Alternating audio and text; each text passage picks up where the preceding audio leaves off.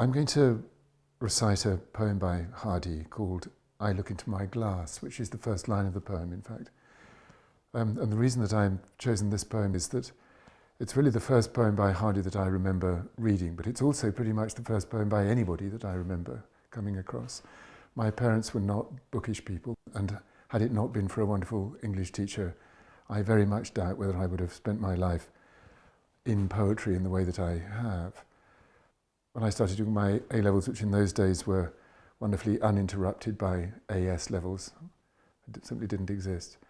On the very first day of my teaching time with a man called Peter Way, he came marching into the room and told us to open our school anthologies on page whatever it was. And there was this poem by Thomas Hardy, which goes like this.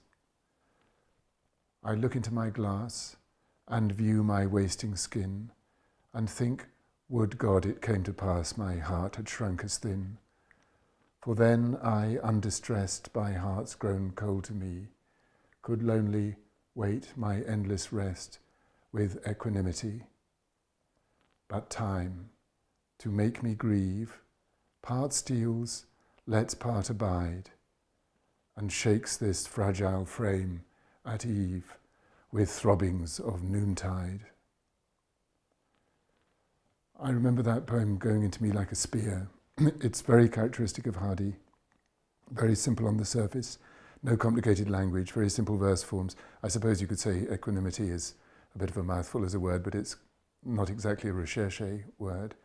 And that too is rather typical of Hardy. He likes to introduce sometimes in a rather Gothic, capital G Gothic way, like Gothic architecture, things that seem a little bit extraneous to the main system of things. So pretty simple language throughout. But I think part of the point of that simple language is that it allows you to look down through the limpid surface of the poem into the much more complicated emotional states beneath. Hardy was not a great one for theorizing about his poems or poetry in general, but insofar as he ever did, almost always his ideas about poetry, his theorizings about poetry, come down to something to do with the writer exposing his or her own heart, in other words, writing emotionally out of their deep emotions, so that other people, readers, listeners, can tune into that and feel their own feelings through the demonstration of the author's feelings. And there you have it in that poem.